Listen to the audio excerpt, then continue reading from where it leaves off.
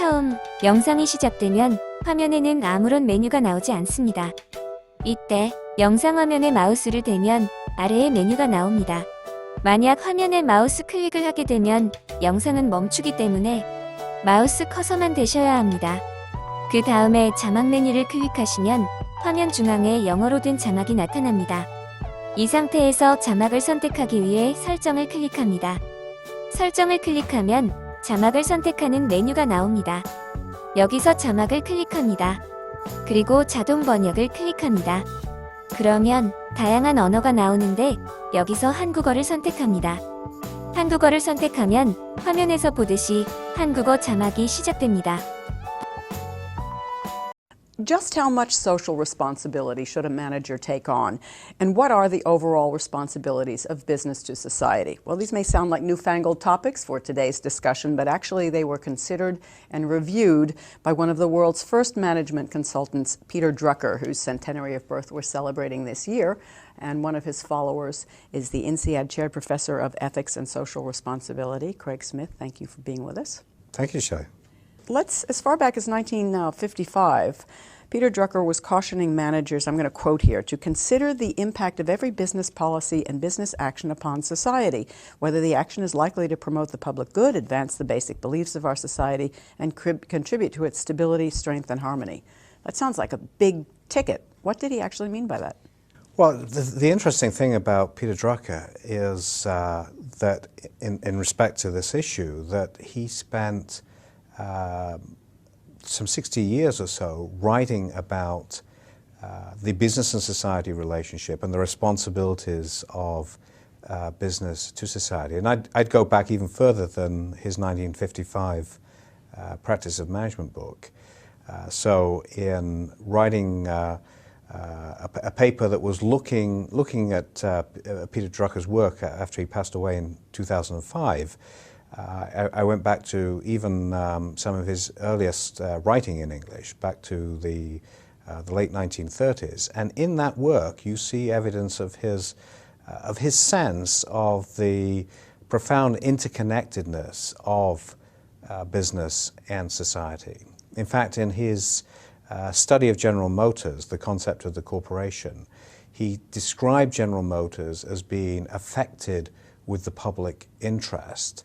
And it was that way of characterizing the relationship between business and society that caused Alfred Sloan to reject the study and say that he profoundly, the head of General Motors at that time, that he profoundly disagreed with Drucker's view of this relationship between business and society. And then you enter Ralph Nader with Unsafe at Any Speed, with GM losing so much money over, was it the Corvette? I don't even remember.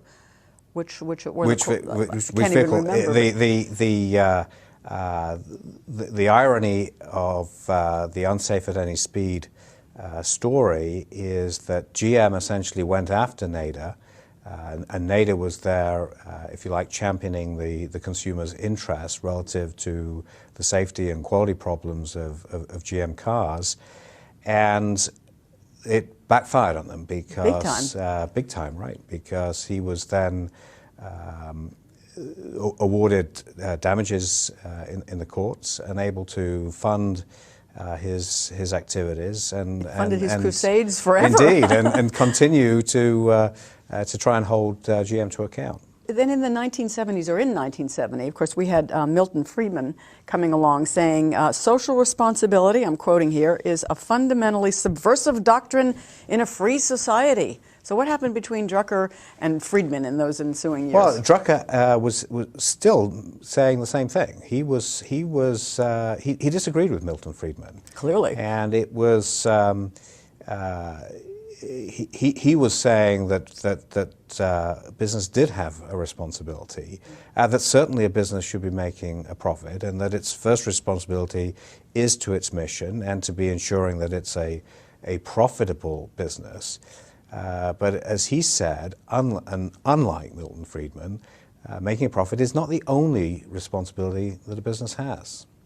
So, in other words, if a business isn't really making a profit or performing its first tasks, then nothing else really matters. Well, nothing else can matter because ultimately the business is going to disappear. His most detailed account of what he believed are the responsibilities of a business is found in his 800-page thesis, if you will, on the practice of management, called simply Management. And in that book, he has some 5 chapters on corporate social responsibility. The important thing to note, though, that that book was written in the 1970s. It was published in 1973. And it came, therefore, on the back of the whole sort of turmoil of the 1960s, and then in the early 70s, the Watergate affair, and of course, the resignation and disgrace of President Nixon. And so it was perhaps consistent with the times to be very skeptical about government and about how much government could do. And so, not surprising perhaps that the Drucker was very much looking to business and business leaders to address some of the problems that government had failed to address. All right, so we come full circle, and now we have Enron and WorldCom and Lehman Brothers and all of those other guys. I mean, what do you think Drucker would say? I know you make the point that ethical conduct is not social responsibility, but... What Drucker says is, and here he is absolutely consistent, that a business is responsible for its social impacts, and those social impacts need to be addressed, and where they are adverse, need to be minimized, if not entirely removed.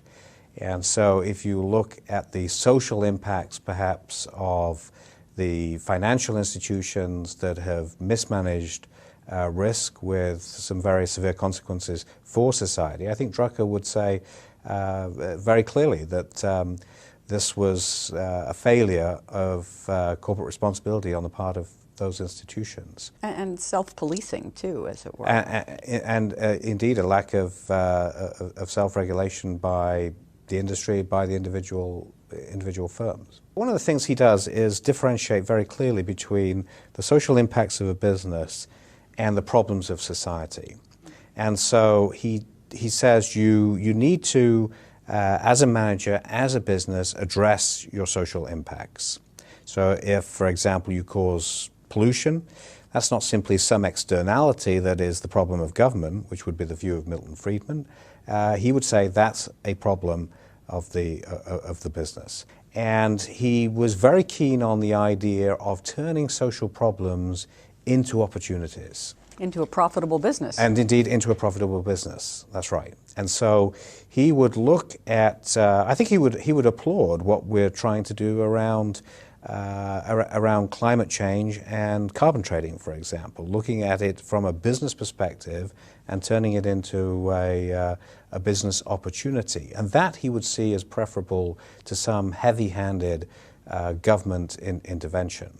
But he would also say there are certain constraints. When you start looking at social problems, you must first be sure that you are meeting the first purpose of the business. And so you should not be addressing social problems in a way that jeopardizes the primary purpose of the business, that jeopardizes perhaps its sustainability. How much is too much social responsibility? Can a company go too far into the touchy-feely world? So this is where we come to what I call bounded goodness. So how much is enough? How much is too much? As you're asking, we've got to ask. Well, what is the issue, that responsibility issue that we're addressing? And if it is an issue of an impact of the business itself, an impact of the business on the environment, on society, that is negative, Drucker is clear. You must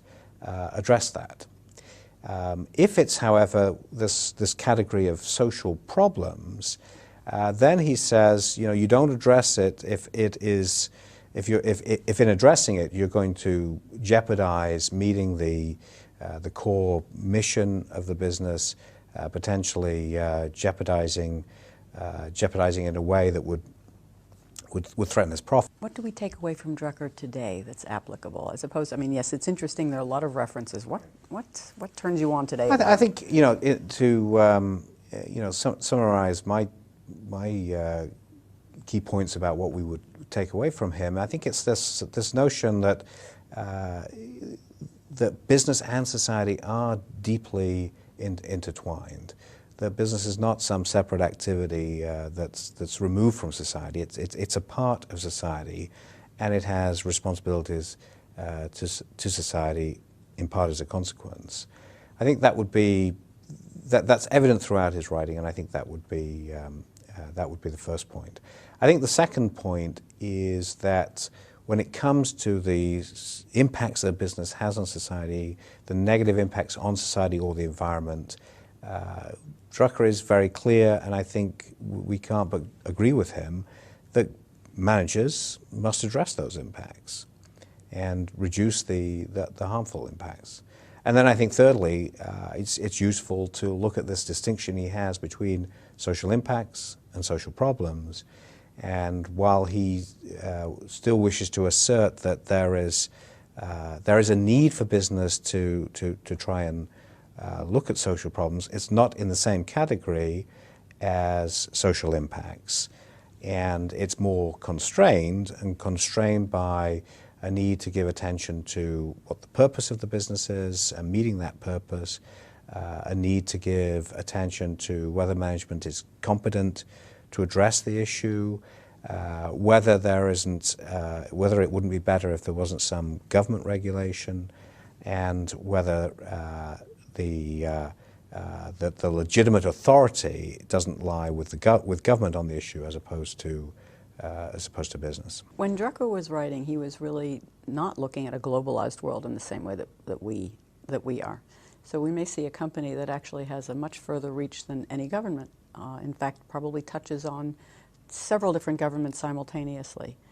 How do some of his theories apply to this globalized world that we now live in? In some respects, they apply, but on a bigger stage. If you look at global problems, such as those we have expressed in the UN Millennium Development Goals, that talk about the need to reduce poverty, the need to eliminate hunger, the need to increase the access to education, address climate change. These Millennium Development Goals, I think you can look to and say, well, there are probably some things that businesses can do the governments can't.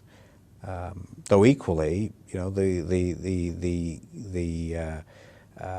onus is still on business to look to see whether it is its place to be addressing those issues. Craig Smith, thank you for being with us on INSEAD Knowledge. Thank you.